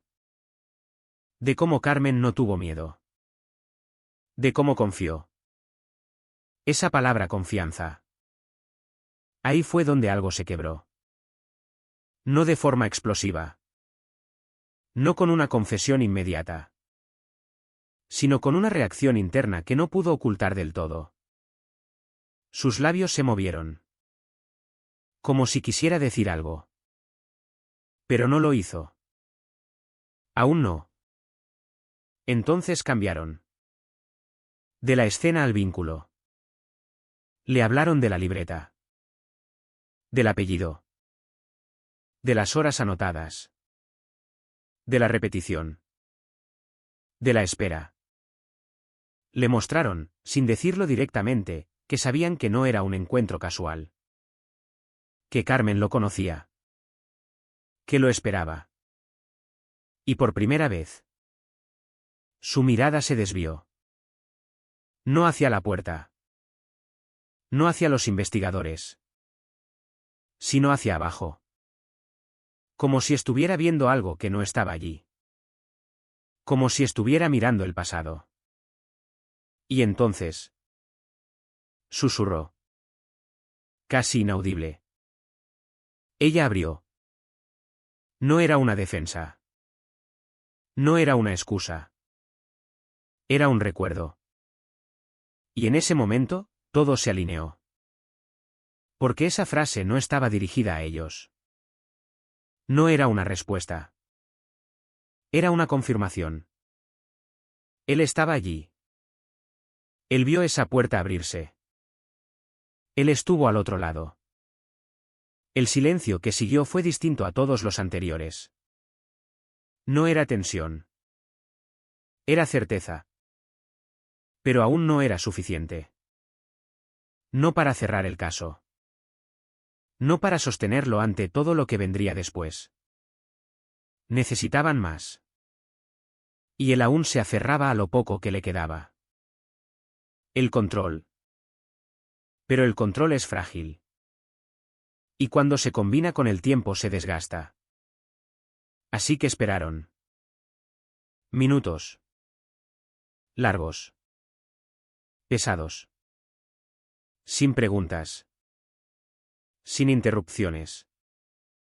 Solo el sonido de su propia respiración llenando el espacio. Y eso fue lo que lo empujó. No la presión. No la evidencia. Sino el silencio. Porque el silencio obliga a pensar. Y pensar obliga a recordar. Y recordar duele. Cuando finalmente volvió a hablar, su voz ya no era la misma. Había algo en ella. Algo quebrado. No completamente. Pero suficiente. Ella sabía quién era. Otra frase. Otra pieza. Otra verdad que se escapaba sin permiso. Los investigadores intercambiaron miradas. No dijeron nada. No aún. Porque ahora entendían algo fundamental. Esto no fue un acto impulsivo. No fue una intrusión. No fue violencia al azar. Fue personal. Y eso lo cambiaba todo. Porque cuando un crimen es personal, la motivación no desaparece. Se transforma. Se esconde. Pero sigue ahí. ¿Y si seguían tirando de ese hilo? Eventualmente llegaría. El tiempo avanzaba. Las horas se acumulaban. Y él cada vez estaba más lejos de esa imagen perfecta que había mantenido durante años. Su postura cambió. Sus manos ya no estaban firmes. Su mirada ya no era estable. Y en algún punto dejó de sostener la máscara. No completamente. Pero lo suficiente para que la verdad comenzara a respirar. Fuera de esa sala, la ciudad seguía. Pero dentro, todo se estaba desmoronando. Porque después de años de silencio, de control, de perfección ensayada, ese hombre estaba recordando. Y lo más peligroso de recordar es que no se puede detener a mitad. Una vez empieza, llega hasta el final. Y ese final ya estaba más cerca de lo que él quería admitir. Recordar es caer y él ya estaba cayendo. No de golpe. No de forma dramática. Sino como alguien que resbala lentamente en una pendiente invisible, intentando aferrarse a cualquier cosa que le permita detenerse sabiendo, en el fondo, que no hay nada. La sala seguía en silencio, pero ya no era el mismo silencio controlado del principio. Ahora era más pesado. Más íntimo. Más peligroso. Porque ya no protegía, ahora obligaba. Y él ya no podía sostenerlo. Sus palabras anteriores seguían flotando en el aire, como fragmentos de algo más grande que intentaba salir. Ella abrió, ella sabía quién era, no eran frases aisladas. Eran recuerdos escapando. Los investigadores no intervinieron de inmediato. Sabían que interrumpir ese flujo sería un error. Porque lo que estaba ocurriendo no era un interrogatorio, era un colapso interno. Lento. Inevitable. Y entonces llegó el siguiente paso. No una confesión directa, sino una reconstrucción. Desde su propia mente. Fue tarde, dijo, sin que nadie se lo pidiera. Su voz era más baja ahora. Más distante. Como si no estuviera hablando con ellos. Como si estuviera hablándose a sí mismo. Ella no solía abrir tan tarde. Pausa. Respiración irregular. Pero esa noche sí. Cada palabra pesaba. Cada frase abría más espacio a lo que estaba por venir. Los investigadores intercambiaron una mirada breve, casi imperceptible. No necesitaban hablar. Sabían que estaban entrando en el núcleo. En el momento exacto. En el punto donde todo comenzó a romperse. No estaba asustada. Eso fue lo siguiente. Y en esa frase había algo inquietante. Porque confirmaba lo que la escena ya sugería. Carmen no luchó. No gritó. No intentó escapar. Confió. Y esa confianza fue lo que la mató. El aire en la sala parecía más denso ahora. Él cerró los ojos por un instante. Solo uno. Pero suficiente para que la imagen regresara con más fuerza. Pensó que era algo rápido. Murmuró. Una conversación. Los investigadores no dijeron nada. No lo guiaron. No lo corrigieron. Solo dejaron que continuara. Porque ahora no había vuelta atrás. Yo también. Esa palabra. Yo. Por primera vez. No alguien. No ella. No la noche. Yo. La distancia se rompía. La narrativa dejaba de ser externa. Se volvía personal. Yo también pensé que sería rápido. Silencio. Un silencio diferente. No de espera. Sino de impacto. Porque esa frase no solo lo colocaba en la escena. Lo colocaba dentro del acto. Pero aún no era una confesión completa. Aún quedaban capas. Aún quedaba resistencia. Y sobre todo, quedaba el motivo. La pieza que faltaba. La que durante años había permanecido oculta. Los investigadores lo sabían. Y él también, aunque no quisiera admitirlo. Así que cambiaron. De nuevo. Pero esta vez hacia lo inevitable. ¿Por qué estaba ella esperando?, preguntó uno de ellos, con voz baja, casi neutral. No era una acusación. Era una invitación. Una grieta más. Él no respondió de inmediato. Sus dedos se movieron ligeramente sobre la mesa. Un gesto repetitivo. Casi inconsciente. Como si intentara encontrar algo. Una salida. Una forma de evitarlo. Pero no la había. Porque la respuesta ya estaba dentro. Y salir era cuestión de tiempo. Porque yo le dije que fuera importante. La frase cayó sin fuerza. Pero su efecto fue devastador. Importante. Eso fue lo que la hizo abrir la puerta. Eso fue lo que la hizo confiar. Eso fue lo que la mantuvo allí. Esperando. Sola. Y entonces. La última barrera empezó a ceder. No con gritos. No con lágrimas. Sino con algo mucho más inquietante. Frialdad. Ella quería saber. Se detuvo. Respiró. Sobre los errores. Errores. La palabra quedó suspendida. Y en ese instante. Todo empezó a conectarse. Porque esto ya no era solo un encuentro. No era solo una conversación. Era algo que venía de antes.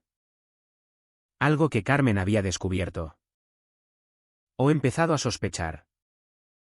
Algo que él no podía permitir que saliera a la luz. La tensión en la sala cambió. Los investigadores ya no estaban buscando una entrada. Estaban dentro. Ella hacía preguntas. Continuó. Demasiadas. Ahí estaba.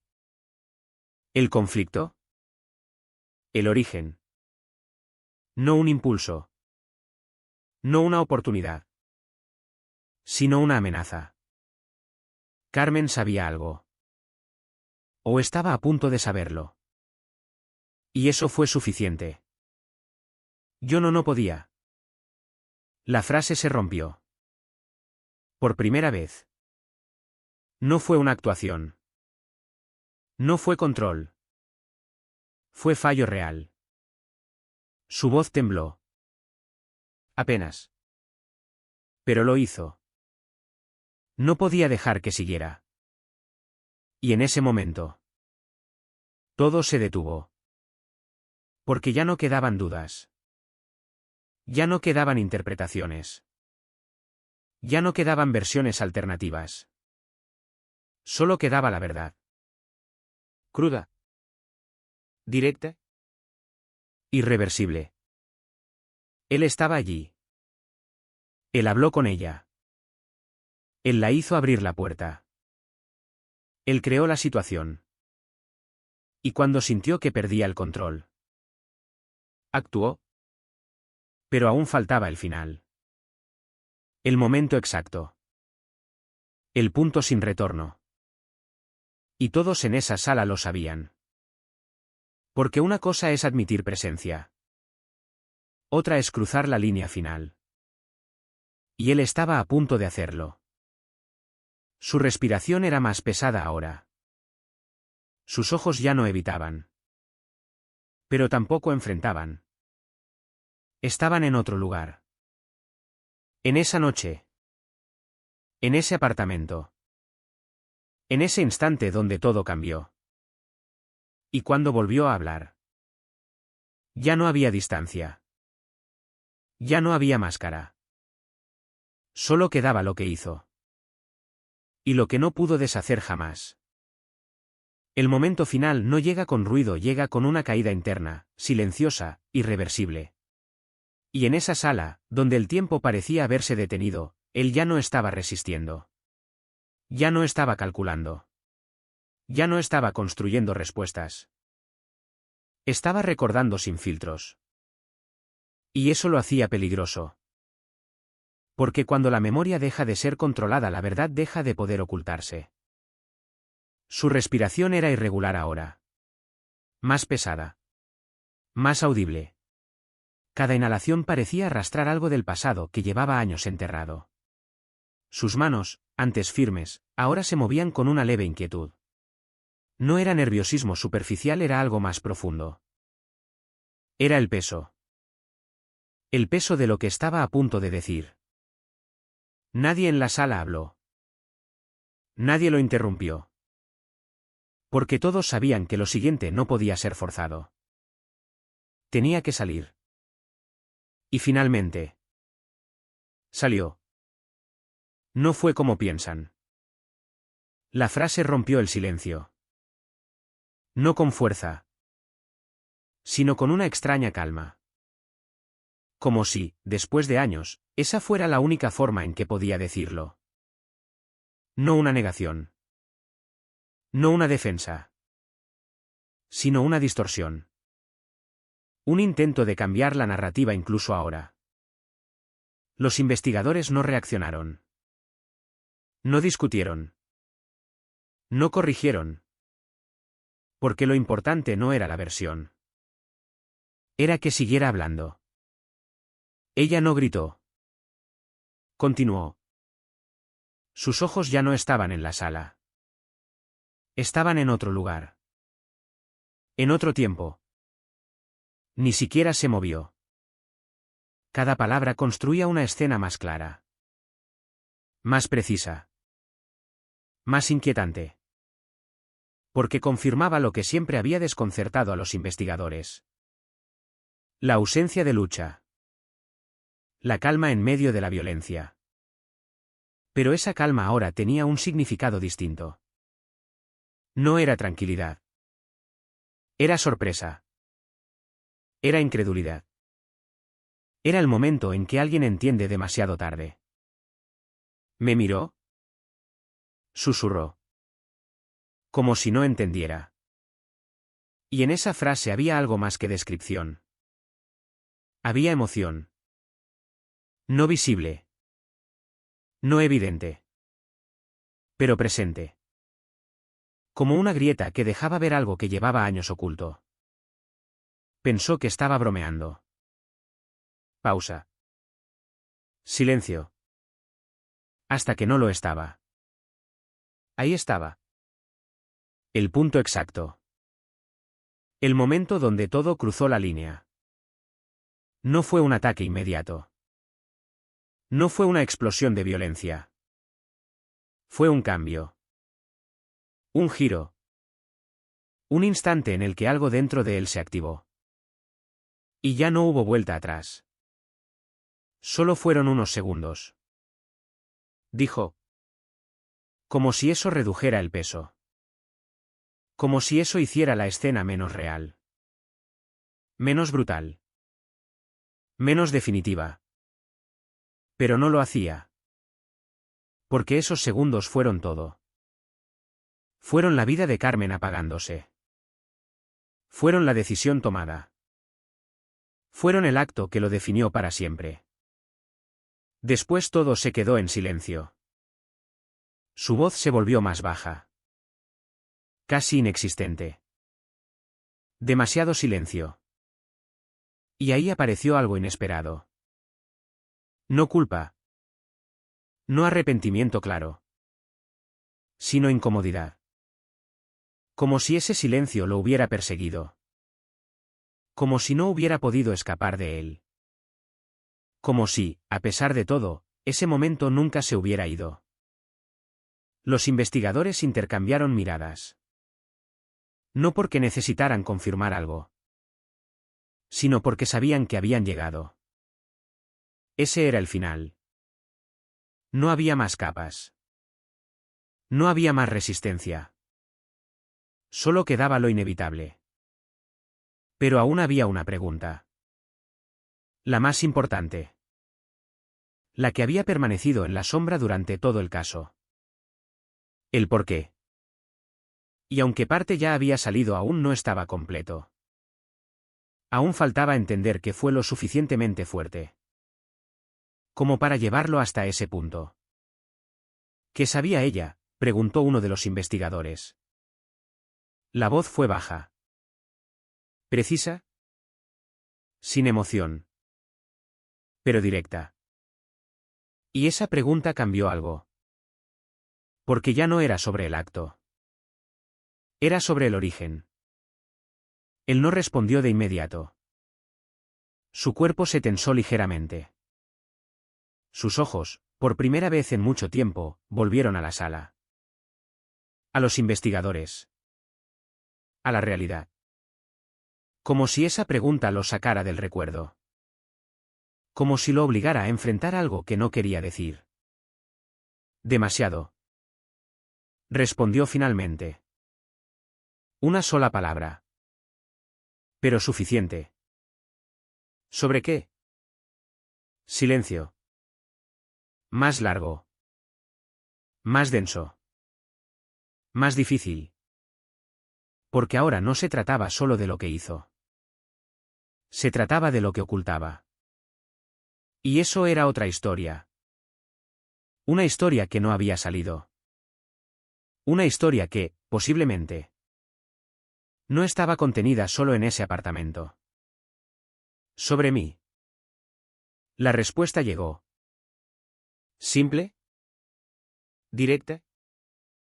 Pero incompleta.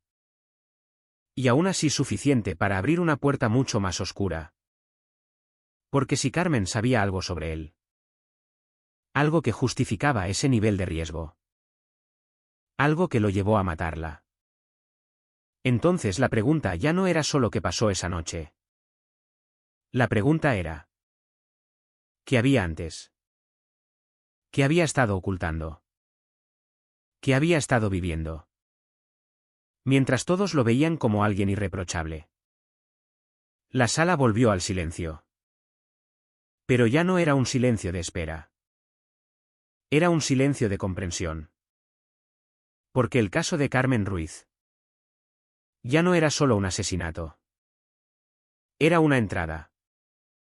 Una puerta hacia algo más profundo. Más oscuro. Más largo. Y él acababa de abrirla. Sin darse cuenta. O tal vez sabiendo exactamente lo que hacía.